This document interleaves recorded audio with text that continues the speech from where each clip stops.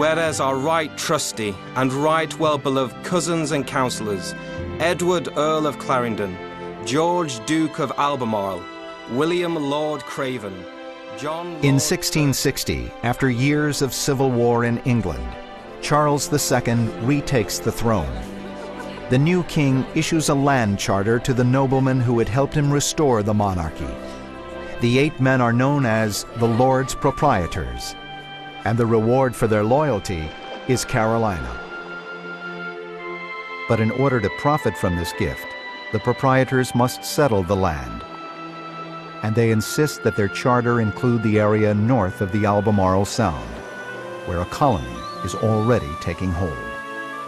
So these people had settled here earlier as Virginians, and all of a sudden now they are under this proprietary rule, and they don't know what that means. So there's a lot of insecurity here at that point. They had been able to live here with no taxes, with no government, and now all of a sudden they may very well have government taxes, the whole thing. To govern their new colony, the proprietors craft the Fundamental Constitutions of Carolina, a complicated document that combines elements of England's feudal land system with liberal political ideas.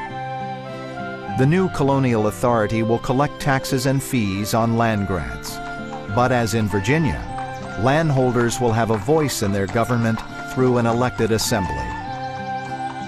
And to attract more settlers to the region, the proprietors promise a high degree of religious tolerance. In other colonies, for example, in New England, they were persecuting anybody that wasn't part of the Puritan church or the established church in that region, to the point of executing people if they didn't agree with their beliefs. So the Carolinas will be one of the freest in terms of religion any place in the American colonies. No. As more Europeans begin to trickle into the region, the Quakers are the first to establish a church in Carolina. And in addition to offering protection to religious dissenters, the proprietors also encourage the fair treatment of the native people. This was an economic enterprise, and it was necessary for the proprietors to maintain peaceful relationships with the Indians in order to carry out the trade, which was the essential aspect of the colony's, economic development.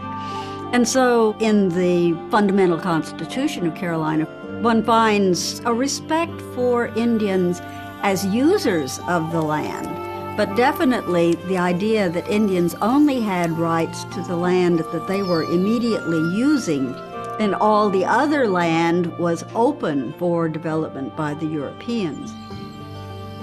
But these grand ideas are not well suited to the rough realities that exist in Carolina, and many settlers resist the new colonial authority. The European population of North Carolina that's here from one year to the next develops a tremendous set of skills, both in terms of how government operates and how to get things done, and a hugely independent attitude in terms of you don't care much about us and we don't need to care much about you, that it generates a spirit of defiance of authority and suspicion of authority that just doesn't exist in most other colonies. But the rebellious nature of the colonists is not the only frustration for the Lords Proprietors. The shallow water of the Albemarle Sound forces planters to ship their goods on small boats, then transfer them to larger seagoing vessels in Virginia. This drives up the cost of shipping, reducing colonial profits. Without an adequate port, the economy stagnates. Yet by 1670, Carolina is really two colonies, separated by hundreds of miles of wilderness. One settlement in the north around the Albemarle Sound, and a second well to the south on the Cooper and Ashley rivers. Charleston has something North Carolina does not, and that's a deep water port that's hugely attractive for commercial activity.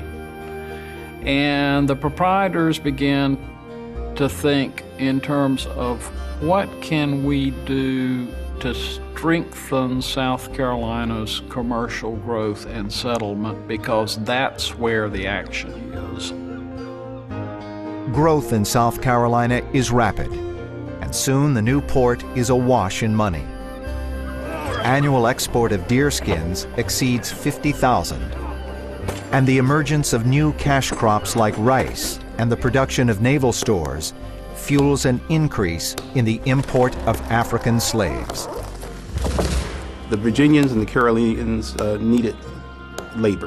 They needed people to cut down trees and clear the land so that they could expand tobacco plantations. And in the case of South Carolina, eventually, rice plantations. The Spanish brought the first African slaves to America, and ultimately all the European colonizers picked up the habit. The English adopted it from the practice in the Caribbean.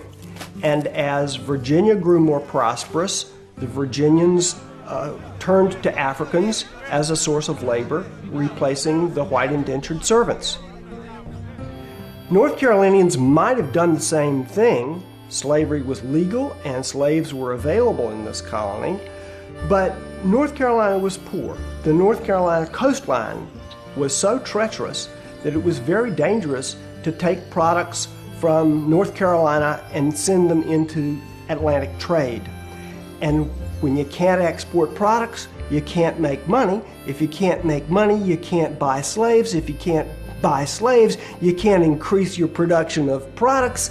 And so North Carolina is caught in this cycle where prosperity seems very, very elusive. As the colonies expand, the English encourage their native trading partners to enslave their neighbors, and Carolina's Indians are drawn into the slave trade. Indians took members of other tribes as captives and then saw them as objects to be used in the trade with the Europeans. They are captives. They are outside. You can do with them what you wish. Thousands are taken captive and marched to Charleston. Most are loaded onto ships and exported to other colonies or into the Caribbean, where they will have no hope of escape.